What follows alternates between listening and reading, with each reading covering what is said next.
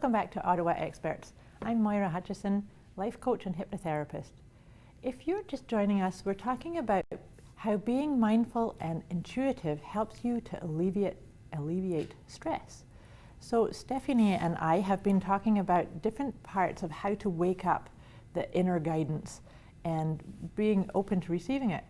And we actually had a caller call in with a question for us, and we both want to answer it. So the question is, how do you distinguish inner voice from ego? It's a brilliant question, because the two are actually happening all the time. My own teachings was always that the ego is, there's pieces of puffing yourself up, or fear-based, or based from somebody else's opinion, is, well, you better do it this way because what are people going to think of you? But the thing about, in my experience, the ego tends to be a high-pitched voice, and it's coming in this area, in my head area. It's mental based. Whereas my inner voice is deep. It doesn't say a lot. There's not lots and lots of blah, blah, blah, blah, blah, but it's here. That's the gut feeling of like, okay, I got it. So that's my take on how to do this. That's a good take. I've never thought of it that way. That's really cool. I don't know if I've noticed the different tones of the voices.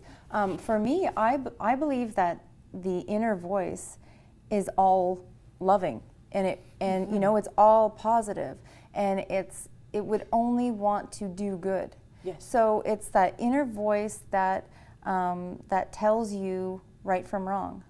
And sometimes our ego jumps in because of fears. Yes. And fears of criticism and judgment, and what are people going to think? Mm-hmm. And that's when we kind of kick that off to the side, and we listen to that gut feeling, that initial. I remember so many situations where I didn't listen to that inner voice because of a fear, or because I was all swept up in something that seemed really great at the time. But I saw red flags, and I didn't listen. It turns out there was a huge lesson I had to learn in that experience.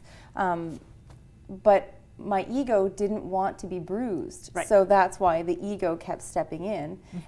But the intuition, my higher self, knew better all that time. So it's the one that knows better. Yes. The one that's a good point. Yeah, too. It would never do anything to be harmful to anyone else. It would never do anything to be harmful to you. So that inner voice is all loving, all positive, from source, divine creator. Yeah, it's your connection. That's your connection to that energy.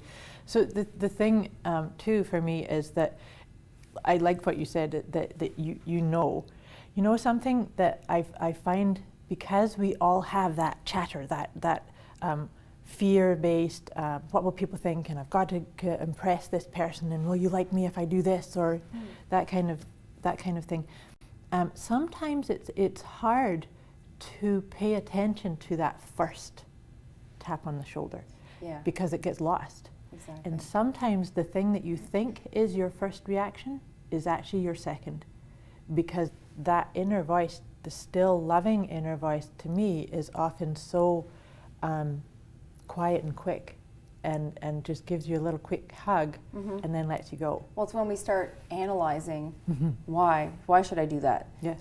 Was that really my intuition? And I even find that with Reiki sessions, when something comes up clairvoyantly, you start to, you should just say it and go with the first hunch, your intuition, before you start analyzing it and say, well, I don't think I'm going to say that because that doesn't make any sense. Because it's not going to make sense to us, it's going to make sense to them. No. So that's when our ego jumps in and starts analyzing things. Yep. And that's when you've lost it. You have to go with that first instinct. I was laughing because you're reminding me of back when I first started getting into more of the intuitive work. The conversations I'd be having in my head were just laughable. Yeah. Where it would be like, I'd put my hand somewhere and then my head was like, why did I do that? Was that them or is that me? Yeah. Or am I making this up? Or am I getting guidance there? And just let it all go. Fun. Yeah. It's like, hey, I'm just going to show up. So let's talk a wee bit about, we were talking about positive. We actually talked about that in the very beginning of our conversation, was positive Positive self-talk? Yes. Yeah. And affirmations and things like that. Do you actually do that on an ongoing basis for yourself? I use affirmations every day. If I catch myself having a negative thought, I convert it right away to a positive. Good. It's a discipline, really. It's something that you learn over time to work with. Yes. It's not something that could be, all of a sudden all your thoughts are happy and life starts to flow. It's something that you work at. But that's the whole part about self-acceptance, is that of course they're not. And I've said that so many times, that sometimes you're in a funk. And that's actually okay. Yeah. And don't be so hard on yourself. Yeah. So many people beat themselves up about having negative thoughts. Yeah. But it's all good. But because the other thing too is that when you have a negative thought, if you resist it and pretend it's not happening, or say, no, positive, I'm going to ignore that, it's the ignoring that to me, it makes it bigger. Yes. Because it's actually in your vibration. And you're creating yours. More of it. Yeah. If you're saying, no, I'm not, like plugging your ears and I'm not listening to you, the thing about a negative thought or idea is it's still guidance. It's being created for your highest good somehow. So maybe a negative thing is to make you pay attention, or maybe wait, or whatever it is. But to me, the negative part has to be invited into you and then released. Even in my kids' workshops, I teach the importance of affirmations, because affirmations are things that we think or say and believe to be true. Right. So there can be negative affirmations that create nothing but garbage in our lives, or there can be the positive ones. So, for a child, for example, who is annoyed that they have to wait in line for a ride at the fair or something like that. Yeah. Helping them see the positive in it, take a look around and see what's all, you take it all in, and how much fun you're going to have today. I choose to make today great. I've got affirmations posted in my kids' rooms on their walls. I am beautiful. I love myself just as I am. I'm happy and healthy, calm and peaceful. Like, these are really important things to learn as a grown-up, but even more importantly, to learn as a child. We weren't taught that when we were kids. No. I think it's so awesome that you do these workshops for children, because children they must take to this really easily. They do. Yeah. They do. And because I'm a mommy, they respond well to me, Yeah, I could do. And my kids join in on a lot of the workshops that I do. I usually do 8 to 12-year-olds, and I have a daughter who's 8, but they respond so well, and they're so receptive, and we do mirror work. And I've learned a lot of this from Louise Hay. I've seen her live at the I Can Do It conference in Toronto, and I've seen, I've read her books like You Can Heal Your Life. Yeah. I recommend that book to everyone. Quite a few copies of that. It's so life-changing. Yeah. But just doing mirror work and letting them be comfortable with themselves, looking in the mirror and seeing the beauty that's within them, because there's a difference between, because I have 2 little girls, and people say, oh, they're so pretty and this and that, but I want them to know that pretty is different from being beautiful. Beautiful is recognizing that inner beauty, that kindness, that caring, compassion, all of those amazing qualities. And it's so important to teach them that, because a lot of adults are so hard on themselves and have this negative self-talk. And every time we have these negative thoughts in our minds, we're creating so much turmoil in our hearts. I have often described that kind of thing as being like, if you think of your own self as a child, your inner core as a child, your inner child, if you like, that when your thoughts are saying, oh, you're so fat, you're so ugly, Would you look you say at that it. to a child? Exactly. Yeah. And yet, what you're doing is wounding yourself to that same degree. Exactly. And that's just, that to me, one of the biggest pieces around mindfulness, around positive thinking and affirmations, is to learn to be your own best friend. Exactly. Because if you can't do that, none of this is worth it, right? Without actually, to me, I think that's the biggest mission of doing any of this kind of work. Teaching people self-love. Yeah. Because that has been forgotten in so many people's lives. Something somebody said to them as a child that really stuck with them and changed the way they felt about themselves. That's so sad to see, and it's so toxic to carry those emotions, like I'm ugly, I'm stupid, and I know. I know. When you trip and you say I'm so clumsy, catch yourself in those thoughts and convert them, you know, and just, you know, stay positive. Yeah. Because better things happen in your life, and you can't be well if you're not well in here. That's exactly it. You yeah. You need to just go with the flow of everything that's positive, yeah. and just gently correct yourself.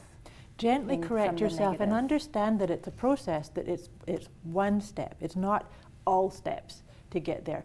Because the thing is that what you were just saying there is that people don't really realize the power of words. Mm-hmm. You know, and their thoughts. Well, words and their thoughts, absolutely. But the thing of words is like you say, oh, I never get this right. Well, guess what you're just creating? You'll never get this right. You'll never get this right. Yeah. So the thing, you know, the act as if kind of premise. Mm-hmm. Fake it till you make it. Fake it till you make it. Yeah. Now, there's a thing here, though, because there's a caveat about all of that with affirmations and positive thinking is it has to be believable. So Yeah. that's why it's so important to work with your wordings and with what works for you. What resonates. Yeah. You know, because I love Louise Hay's body of work and I love all her affirmations. Some of them don't resonate with me. No. So I won't use them. It's all personal. Yes. Yeah. Yeah. So there's a process I have. I actually teach people to really dig deep and get their own vocabulary Mm-hmm. for the affirmations, Yeah. because those are the ones. So, because I like what you're saying, is it's a discipline, you know? It's a discipline, and it's something that you do one step at a time. Yeah. And basically what it translates to is saying, I matter, right? Yeah. Is And owning only that you. Power. Yes, back to that piece about Yeah. the power. Yeah. Yeah.